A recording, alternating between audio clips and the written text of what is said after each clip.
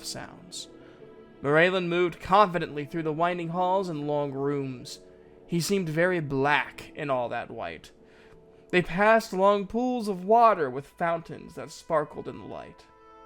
"Where is everyone?" Edward whispered. "At table, I hope. I'm hungry, aren't you?" "No." Abruptly, a big, broad, ugly shape appeared in front of them and roared a challenge. Edward grabbed for Morellan's arm with both hands. Morellan shook him off irritably. "Gods, boy, don't grab my sword arm if ever you do spot a monster. Stay clear!" But Morellan didn't reach for his blade. He stood still while the monster wrapped its long arms around him and pounded on his back, still roaring. Morellan roared back and pounded on the monster's chest. Then he introduced Edward to the captain of the Archmagister's guard. "Don't hug him," Morellan warned the troll, who grinned at Edward, showing pointy teeth. "He'll break." "I thought trolls were dangerous," Edward gasped as they ascended a long winding stairway. "They are. I'll have bruises for a fortnight. I'd have shielded, but I didn't like to hurt his feelings."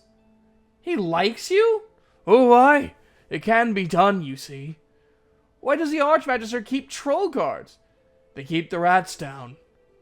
More trolls, but these paid them little heed. Another long stairway, more corridors, a sort of guard room where three trolls appeared to be gaming with bones.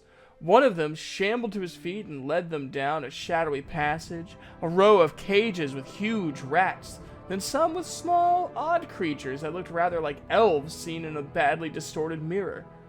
Though Edward kept this observation to himself. They gobbled and squeaked as the elf and boy paced quickly by. "Goblins," Morellan said with distaste. They turned a corner and went past two cages that held only large stone statues. There seemed to be more cages off down other hallways. The troll unlocked a huge black metal door. It clanged shut behind them. A very large green and yellow hooved creature sat, man-like, in one corner. Its unwinking eyes didn't flicker as they passed quickly and climbed still another stair. More white halls. These were patrolled by huge black dogs that sniffed at them as they passed. Edward stretched a hand to pet one, but it snarled at him.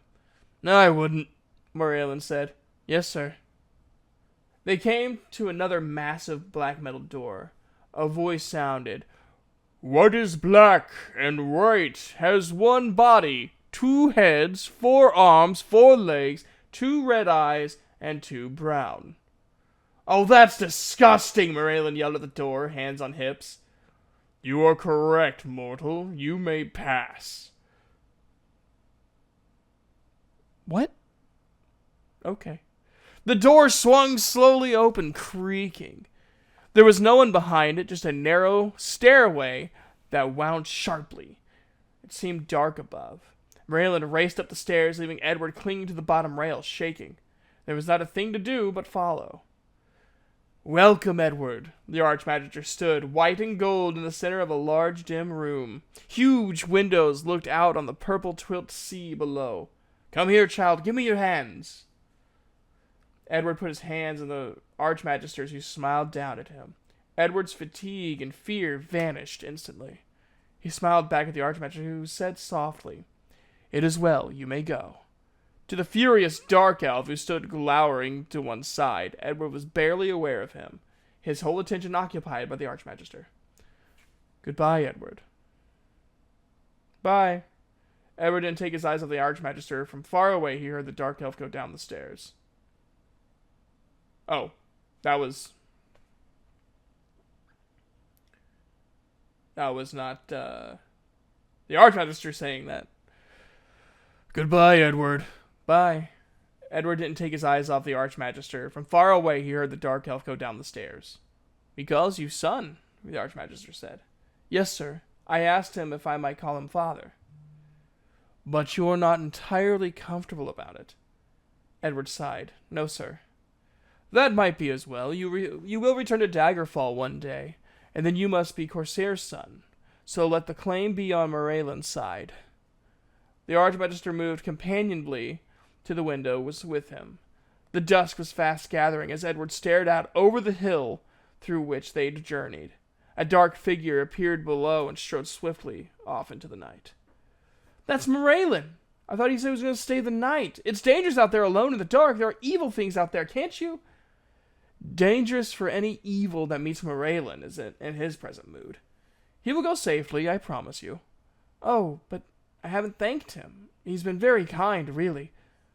Why was he so angry about the door?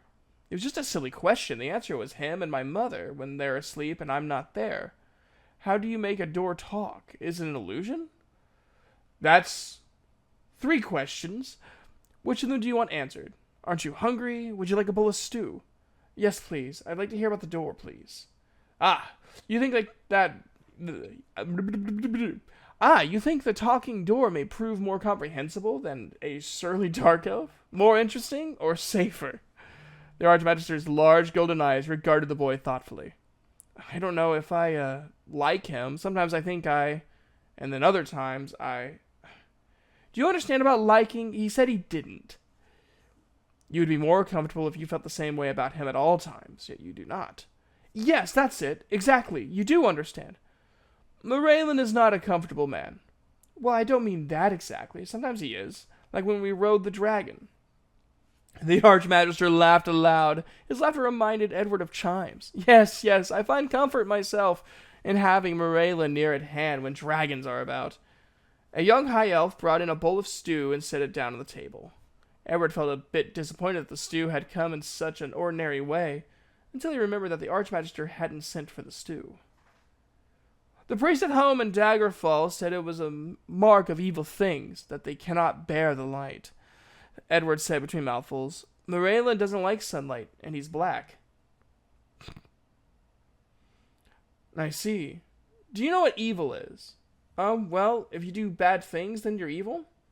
I see. If the cook had burnt the stew, would he then be evil? Edward grinned. No, just a bad cook. But if he did it on purpose, then I guess he'd have done an evil thing. But maybe he wouldn't be altogether evil. Maybe he's just angry about something. Or perhaps the sort of person who is pleased by spoiling others' pleasure. I guess that'd make my little brothers evil. They sure like to spoil my fun. And you? Edward felt his face redden. I don't take any notice of them, he said quickly. The Archmagister's large golden eyes regarded him steadily. To his own dismay, Edward began to cry. He bawled like a baby. I don't know what's wrong with me, he gasped. I never cry. Really, I don't. Hardly ever. Why ever not? Edward looked up. His tears had blurred his sight, but there seemed to be tears on the Archmagister's face. His hand reached up to feel the wetness. You have been very alone, have you not? The Archmagister said. Yes, until you brought the unicorn for me, I was all alone.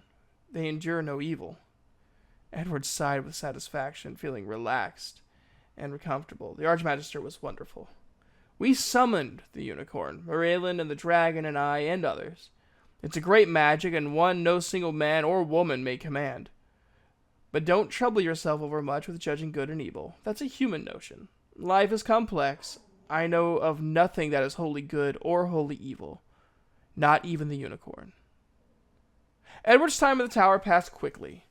There were few other novices, and the youngest of these were several years older than Edward. The boy spent several hours each day with the Archmagister. He learned to cast a few spells and to open his mind so that he could renew his magic quickly while he slept. But often they just talked.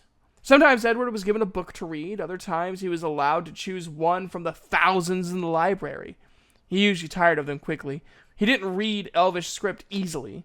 His tutor had taught him the letters, but their few books were in Bredic. Spellcasting was more fun. Fire spells came easily to him, and he learned to shield himself readily. But to his chagrin, he couldn't heal at all. He invariably made things worse for the unlucky rats he was allowed to practice on. I don't know what I'm doing wrong, he cried out in frustration. He sent a dart of fire at the writhing rat, and it turned into a charred corpse. Edward, it would be well if you let the heal spells wait a while yet.